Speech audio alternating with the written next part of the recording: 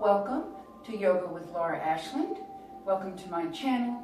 Please hit the subscribe button down below and also hit the share prompt and share it to the different media realms.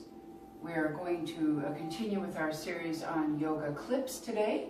So we'll be working with the pelvic girdle, the hips, the femoral bone, and the hip socket.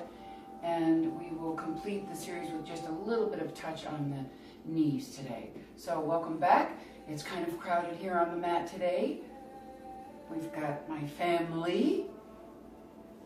This one needs to have a little bit more food, and this one's had enough food. But anyway, welcome to our practice today. Yoga with hip. This again is the basic study of the anatomy. It is not too complex. That's why I'm just showing you a very simple basic of bones here. But we do have the pelvic girdle on either side, and this is the iliac crest of the hip plate, and that's what you feel, that little bone when you're lying on your back going up and over your hips. This is part of the iliac bone here, where you also have the psoas muscle and the iliopsoas, which frames the inside of the hips. Also, there is an open space here, obviously for evacuation and reproductive issues. And then you have the tiny little bone here at the base of the body.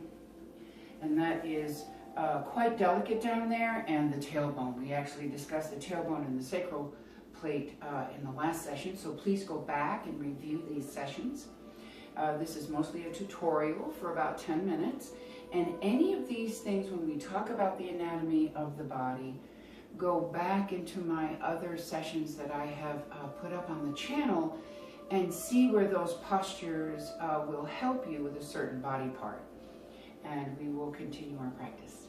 Alrighty, so one of the most important things is when you're laying down on your back, you get to get your knees up a little bit. And you really feel the full low spine and the sacral plate on the mat.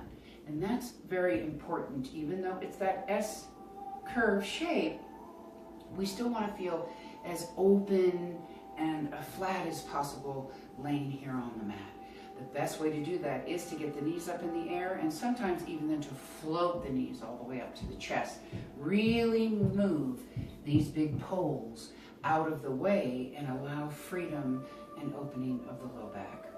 So laying down, we're going to go through a little bit of a pelvic tilt here to learn that the anterior tilt, so you take your pelvic bowl and you tilt it toward your heels.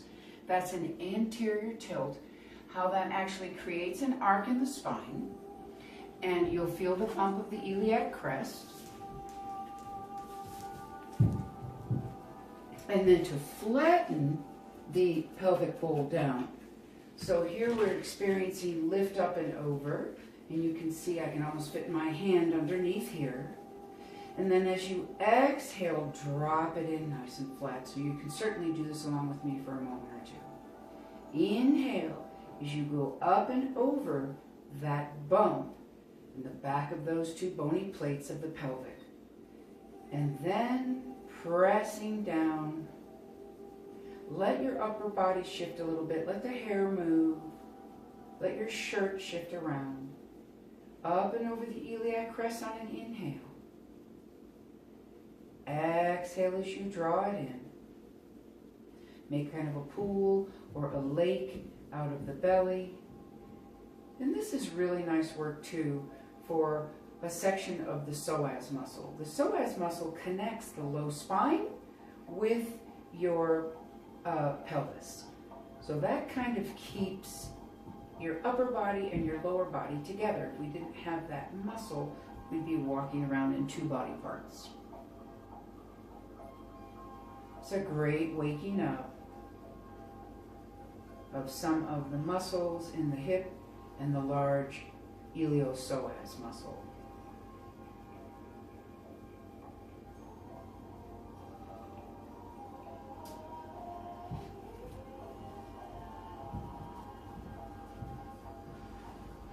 Coming from the inside of the hip, towards spine, we've got these small horizontal muscles.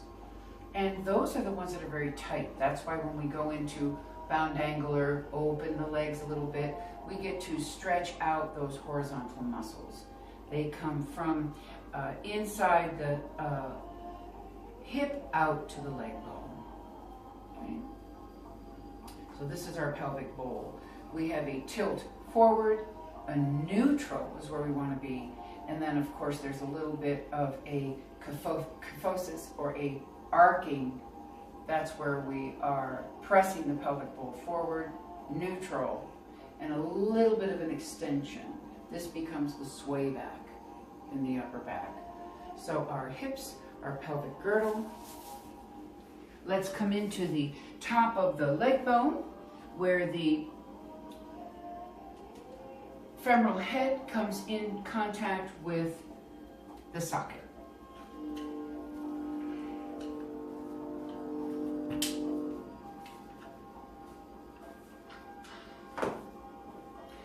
Actually, I'm going to stand him up. If you'll notice,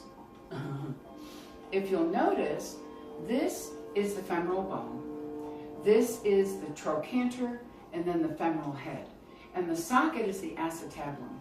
Now the reason why we can internally rotate or externally rotate the femoral head is due to the size of the head. This actually has screws, we don't have screws. Well, maybe some of you do have screws. But the size of the head versus the socket. If you have a very small socket and a large head, you're not going to get so much rotation here in the hip bone.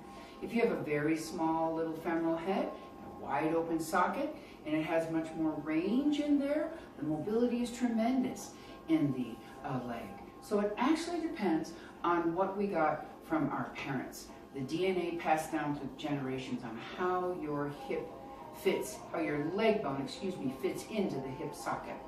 And then again, how in turn it will work the pelvic girdle.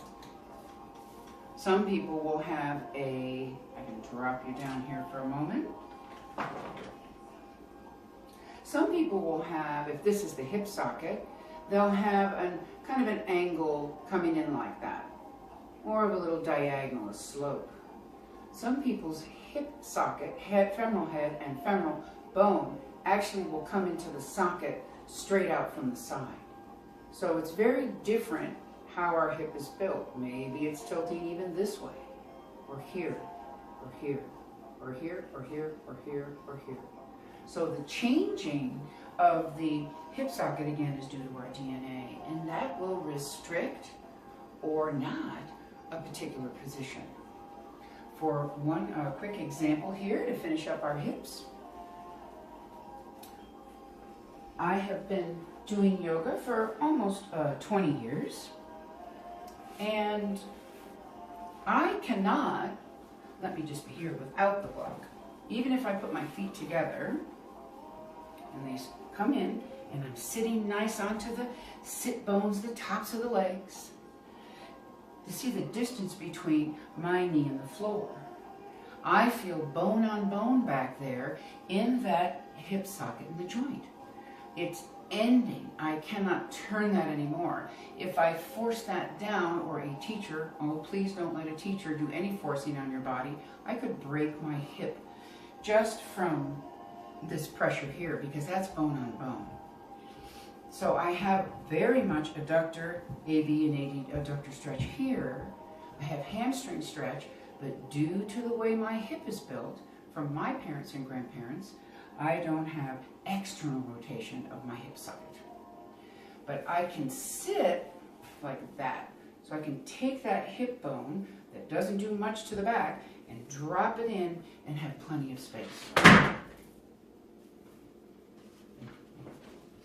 Oops. That was really loud too. Plenty of space of an internal rotation. So test this out at home. See if your knee, femoral bone turns in. See if it's comfortable to be coming externally straight out. And whatever it is you're not, work on that. This is easy for me to do with both legs, actually, but this is more work for me. So to sit up, get high onto the leg bone, a little bit of an anterior tilt of the pelvic girdle or neutral, and maybe I might on my own begin to press that down just a little bit, but it will only go so far. If I let it go, it's going to spring back up because that's where it needs to be. That's its happy place. So this is pelvic girdle. This is my friend. We have one more little thing to move on to for our yoga clip, which will be the knee. And I'd like you to see that the knee only does one thing. All the other joints we've been talking about, hand, feet, neck, spine, ribs, they all have 2 or 3 movements that they can do.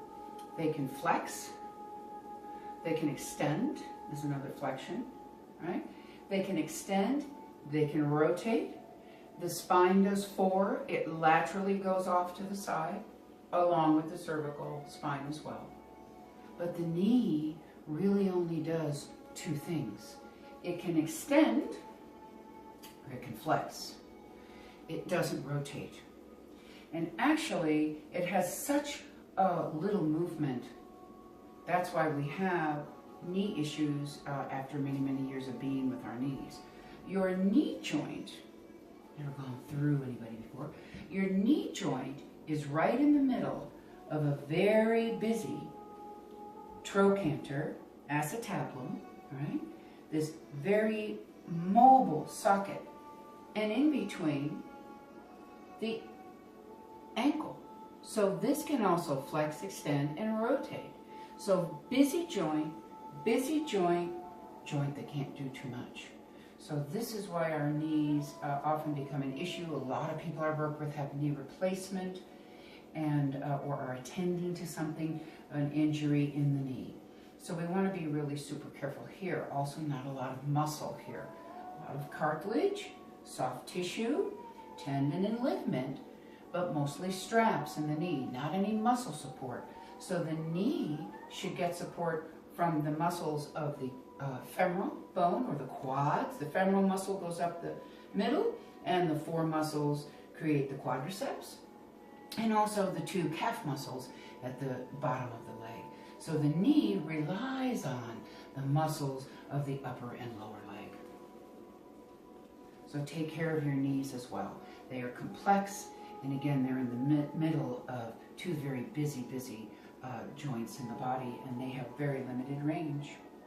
So these are our yoga clips, and we will begin to have a few more sessions where it's just maybe one movement. We're going to take one movement and work that for 10 minutes or so, and try to get a quality movement going rather than so much quantity at first.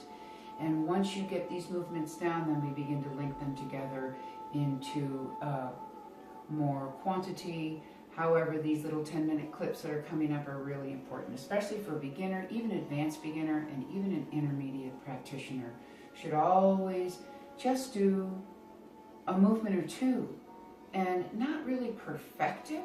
There is no perfection, but there is a finessing and maybe understanding how the body works. So understand your anatomy, control your anatomy, power from the control, and grace comes from the power. Namaste. Thank you.